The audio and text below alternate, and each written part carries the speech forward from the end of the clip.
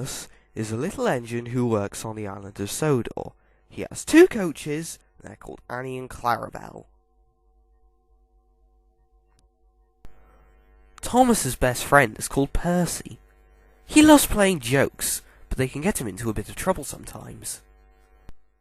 One day, Thomas and Percy were in the shed. "Oh, Thomas," said Percy, "I'd love to have my own branch line. But at least working on yours is better than shunting trucks in the yard." Thomas agreed. "That's right, Percy. I used to hate shunting trucks in the yard."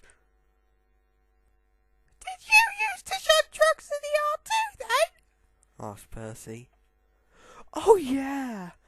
I used to do it in the 1940s. Wow. Well, I was in a workshop in the 1940s. It was only 1950 when I came to work on Sodor. Just to ask you, Thomas, what's a workshop again?" Never mind, Percy. We don't need to know what a workshop is." "Oh, having my own branch line would be great.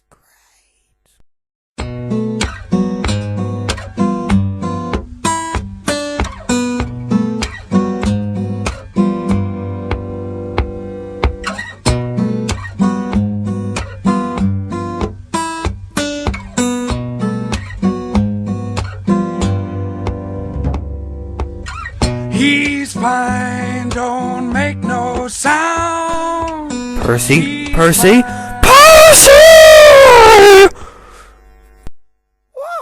it, Thomas?" Who's been playing Gordon's records again? "I don't know." Anyway, we've got to do our jobs now. "Yeah, that's a good idea, Thomas. I'm gonna go and push some tracks." Percy chuffed down the line until he ended up where Donald and Douglas were resting. "Och, hello, Percy," said Donald. "Fancy meeting you here."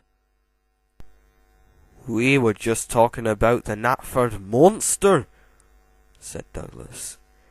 He's a really scary monster, and he pulls off your smokebox door, so you end up faceless for the rest of your life." "I don't believe in all that guff," said Percy, but he wasn't sure. Just then the Fat Controller came along. "Percy, you need to shunt trucks at Knapford Station at 9 o'clock tonight, because I've got no teeth." On that very night, Percy went to shunt trucks at Knapford. He shunted trucks here,